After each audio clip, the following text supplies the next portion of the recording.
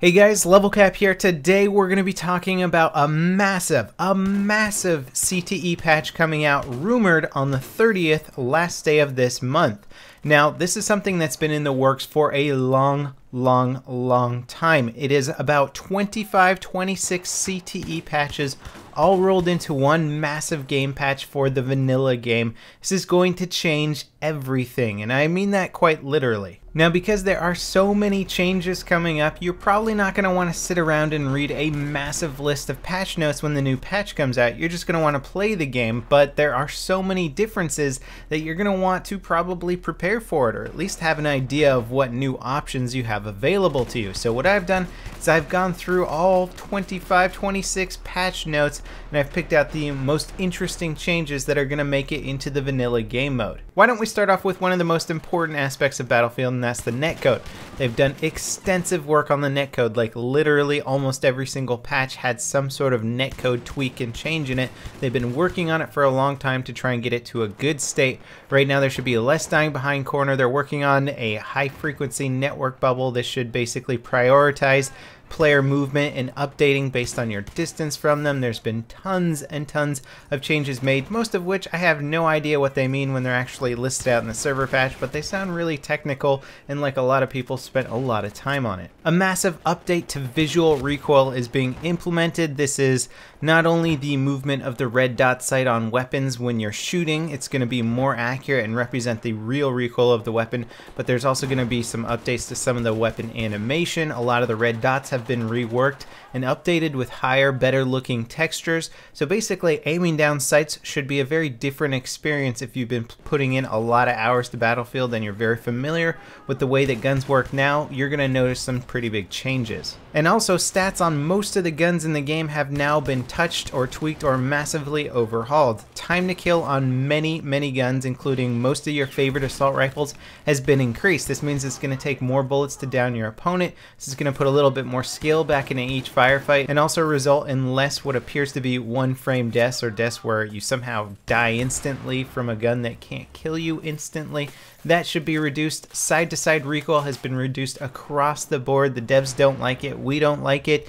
Kind of takes a lot of the skill and predictability out of the game. So they are reworking and relooking at most of the guns in the game. Prepare to have to relearn all your favorite weapons. Player movement, player collision, and player animations have all been tweaked. You should feel much snappier movement when this patch comes out. There's going to be less acceleration delay, so basically from going from a standstill state to moving at full speed is going to be much faster now. Character collision should be improved. Basically, those weird feelings when you're standing next to somebody or running close to them and the screen starts glitching out and things don't feel right. That should be reduced a bit. Head flinching animations has been reduced when you headshot somebody and say they're hiding behind a box. Right now their soldier does this massive like kind of keel over animation and their head disappears from view, even though on their screen they're still in perfect view of you and they can return fire. This prevents you of actually killing them, and it's kind of a huge issue, especially for the really competitive side of Battlefield where there's a lot of head glitching. This is a really abused tactic. The user interface is seeing a lot of updates and improvements. One of the cool features that they're adding is medic triage. This is basically for all medics. They're going to see a little timer on dead players that lets them know how much time they have to revive them. So this will give you an idea if you want to charge up your defibs or if you have to get a revive off as fast as possible. Really good addition to the game. They're also completely retweaking a lot of the transparency options in the heads-up display for Doritos, friendly Doritos, flags, and stuff like that. And they're going to allow you to completely customize it. So they've given you so many advanced options in the UI menu now. They've already set up some really good profiles by default, so if you don't want to mess with that, it's already going to be an improvement over the normal system.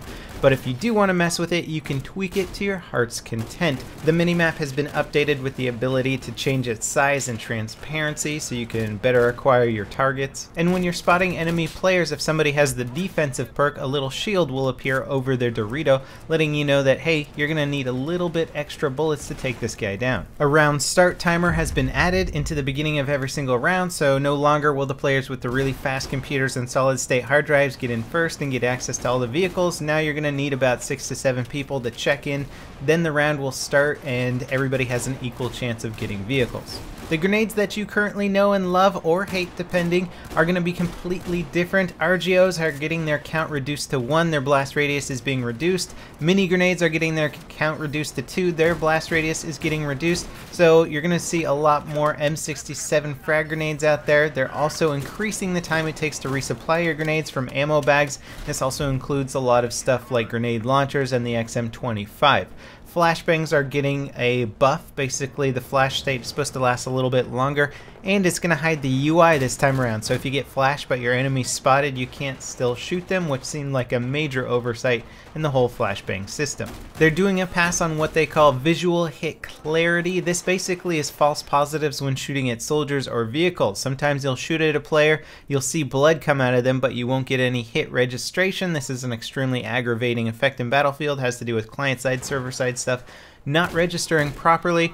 Commonly, if you're a tank driver, you will shoot at a helicopter. You will see your shell detonate on the side of the helicopter, and the chopper will keep on flying as if nothing had happened. That again is the same issue, and that is getting reworked, so you shouldn't see any more false positives. The team has gone through and reworked a lot of the invisible walls in the game, and there are lots of them, so it's going to be really nice to get a lot of that weird bullet collision with invisible walls and two players shooting at each other and not hitting each other. That should be greatly reduced. Now, the rush game mode has gotten massive overhauls. In fact, that was a big focus of CTE this time around, was to look at the rush game mode and really change it up and balance it and make it fun again.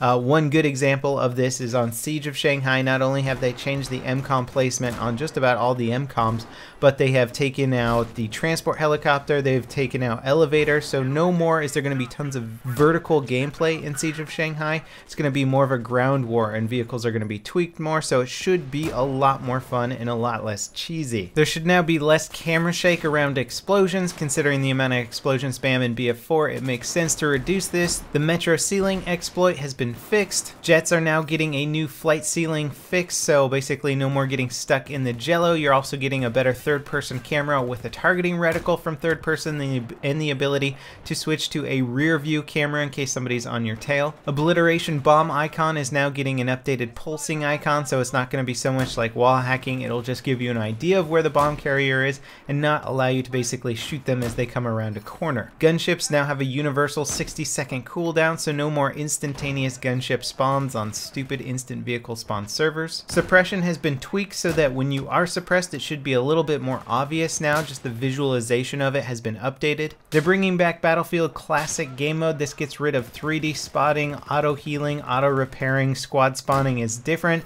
This is great news for fans of the classic Battlefield style. The audio of footsteps should be increased now, so it should be a little bit easier to hear your opponents in the heat of battle, basically making your sound much more important. And obviously throughout these patches, they've gone through and added in a lot of stability improvements. In fact, they've taken a lot of cool stability improvements that the Hardline team has figured out from the Frostbite engine and re-implemented those into Battlefield 4. So hopefully there'll be a lot less crashing. Now, the things I'm mentioning here are really just a fraction of all the things coming into the game. They're just the most interesting things in my opinion. There's going to be a lot of information to take in and a lot of getting used to the new Battlefield. This is probably one of the biggest changes that we'll see in Battlefield 4's development history. I'm extremely excited for this patch.